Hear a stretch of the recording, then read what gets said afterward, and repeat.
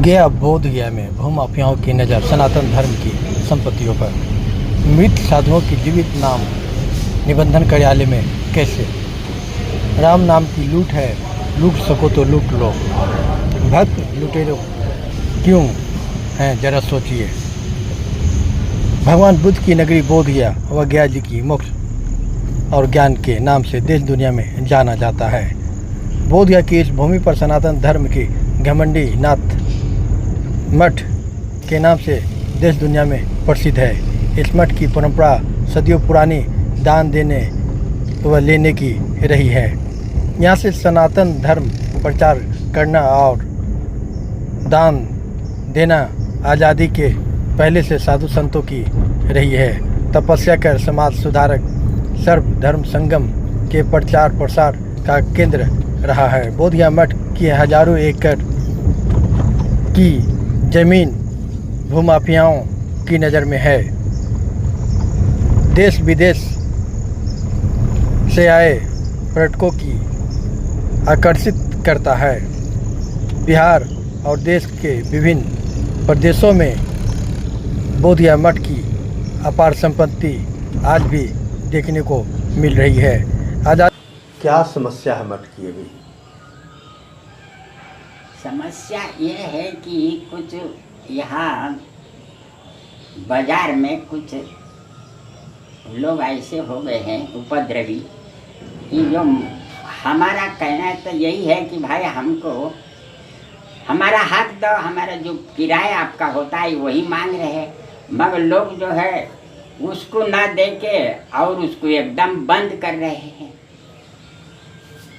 तो ये हमारा कहना है कि भाई इन लोगों से हमारा जो हक है किराए का जितना भी मिलता है हमको वो दिया जाए, मगर उसके लिए भी लोग जो है परेशान कर रहे हैं, उपद्रव कर रहे हैं। यहाँ आके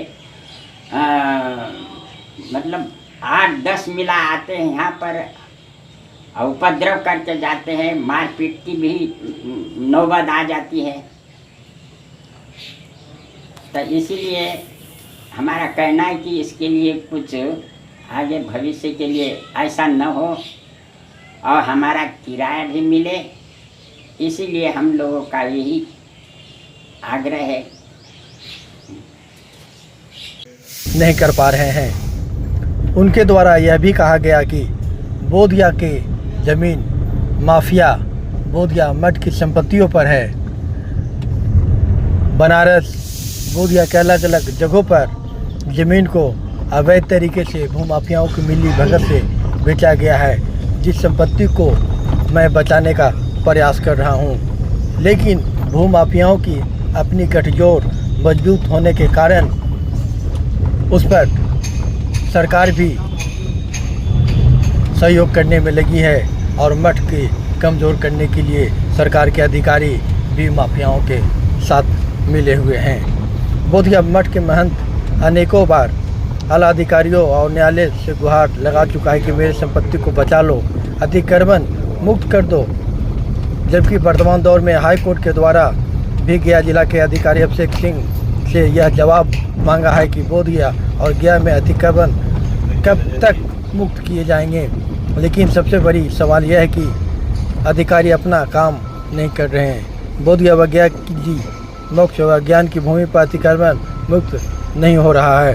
भूमाफियाओं पर लगाम नहीं लग रही है। बोध गया मठ के महंत रमेश गिरी ने अपील किया कि मेरा जो दुकान का किराया है वो हमें किराया दे दे। इसके लिए मैं अपील करता हूँ, लेकिन गुंडे आते हैं और धमकी देते हैं कि किराया नहीं देंगे, क्या कुछ करोगे। जबकि इस मठ की परंपरा आदेश देने का रही है, लेकिन वर्तमान दौर में परिस्थिति अनुकूल अपील करने में जुटे हुए हैं। बोध गया के मठ महंत के प्रतिनिधि ओम भारती ने कहा कि जिस तरह हमारे देश में राम मंदिर बनाने के लिए सनातन धर्म के लोगों में एक जश्न की लहर है, तो दूसरी तरफ जो बरसों पुराने सनातन धर्म का मठ है, शंकराचार्य का उप मठ बोध गया में स्थित है, इसे उन्हीं राम भक्तों के द्वारा लूटा जा रहा है।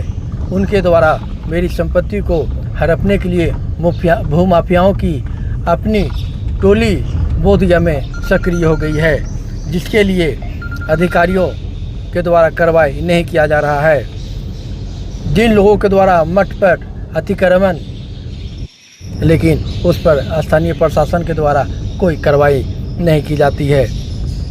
उन्होंने यह भी कहा है कि जो मृत साधु हैं, जिनकी समाधि बन चुकी है, उनके नाम से ज़मीन आज़ादी के बाद थी और 1980 में सर्वे में नाम आ गया था, लेकिन मृत आत्माओं को जिंदा निबंधन ऑफिस में कर दिया जा रहा है।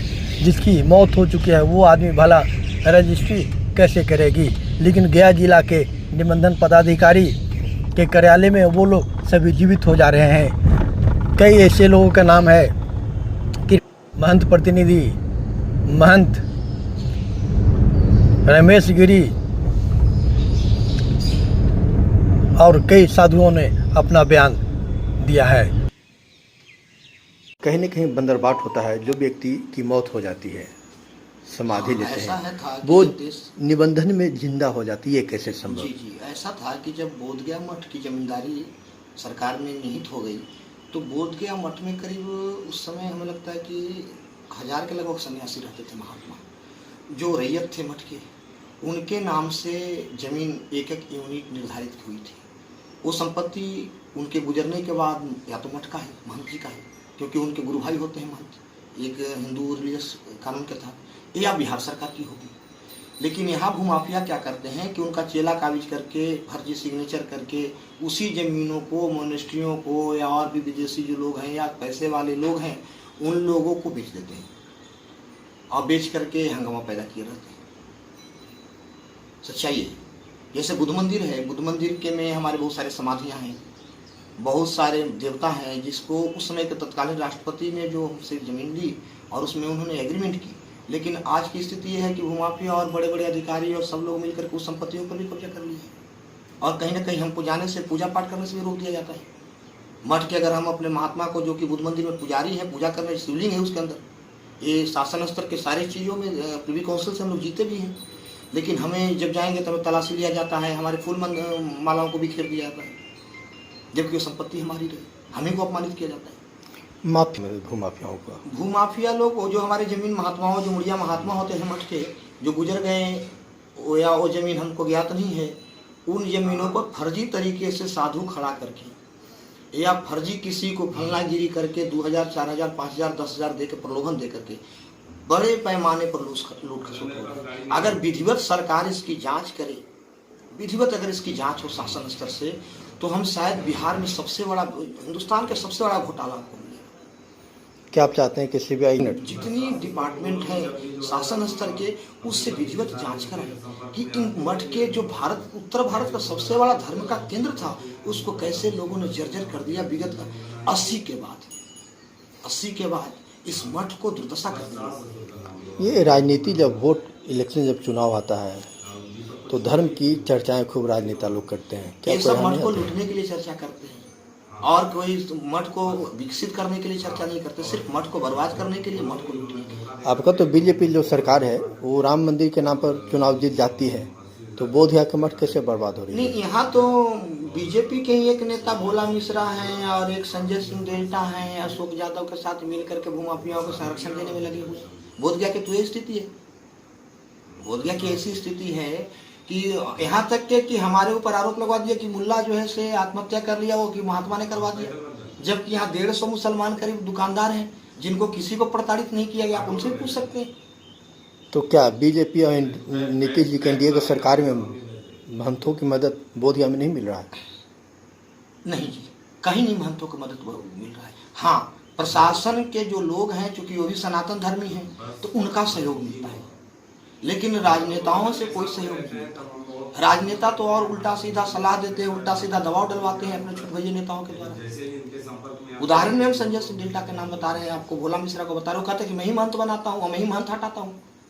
जैसे उनकी संपत्ति है, उनकी परंपरा, हमारा 10 नाम संन्यास की एक पद्धति है, इसमें गुरु शिष्य की एक परंपरा है, उस परंपरा के तहत महंत बनते हैं। तो ये लोग कहते हैं कि मैं, क्योंकि महंत को दबाव डाल करके उस केस पर हम लोग दावा न ठोके जमीनों पर, वो भूमाफिया लूट नहीं ले, इसलिए हम पर दबाव डाला जाता है। कि आपको हटा देंगे, आपको फंसा देंगे। बहुत तरह के फंसाने का षड्यंत्र चल रहा है, आपको ज्ञात होगा, आप सब कुछ देख रहे हैं बोध गया में। यहाँ के शासन स्तर से पूछे, उनको सब कुछ ज्ञात है। अगर आप उनका खंगालेंगे आंकड़ा तो हम लोगों ने बहुत तरह से लिख करके उनको दिए हुए हैं। अभी मृत्युंजय गिरी नाम के महात्मा की हमारे जमीन था भगवानपुर में, उसको भी लोगों ने बेच दिया। यहाँ देखिए आपको परसावा में कृपा शंकर गिरी जी की जमीन, जो हमारी जमीन थी, कृपा शंकर गिरी जी का कोई चेला नहीं था, एक फर्जी सिद्धि गिरी बन करके वो जमीन को बेच दिया। मुकदमा महंत जी पर हो गया 420 का, उसमें जमानत लिए हैं, जबकि हम कोई लेना देना उससे, न कोई लेना न कोई देना, न उसमें गवाह है न पहचान है। जो जमीन खरीदा उस पर मुकदमा नहीं हुआ, जो जमीन बेचा उस पर मुकदमा नहीं हुआ, मुकदमा महंत पर हो गया, जिसको कोई उससे कोई लेना देना नहीं। अब बताएं, हम आपसे पूछ रहे हैं कि जिलाधिकारी किसी को बंदूक का लाइसेंस देते हैं, वो व्यक्ति अगर किसी को गोली मार दे तो एफआईआर जिलाधिकारी पर होगा या उस व्यक्ति पर होगा जो गोली मारा? तो ऐसे कृत्य करके महंत को कमजोर करके मठ की संपत्तियों को लूटा जा रहा है भूमाफियाओं के द्वारा। उसमें बहुत सारे राजनेता संलग्न हैं, उसमें खाली भाजपा के नहीं, कांग्रेस भाजपा जितने भी पार्टी के लोग हैं वो करीब करीब इन्वॉल्व है। ये जांच का विषय जांच करिएगा तो सब सामने आएगा कौन कौन नेता कहाँ कहाँ कब्जा कर ले। धार्मिक न्यास बोर्ड को तो इन लोगों ने कठपुतली बना दिया है, ऐसे व्यक्ति को अध्यक्ष बना दिए हैं जिसको सनातन के कष्ट में नहीं मालूम है, सनातन धर्म में कोई व्यक्ति नहीं रहा अब उस गद्दी पर बैठने लायक। वास्तव में धार्मिक न्यास बोर्ड के गद्दी पर महात्मा को होना चाहिए, जिसको अपना कस्टम मालूम है, जिसको अपनी परंपरा मालूम है, तब न निर्णय करेगा। जिसको हमारे बारे में मालूम ही नहीं है, हम हैं क्या, हमारी परंपराएं क्या हैं, तो वो क्या बताएगा? अपना परिचय। मैं महंत ओम भारती, प्रतिनिधि महंत बोध गया मठ।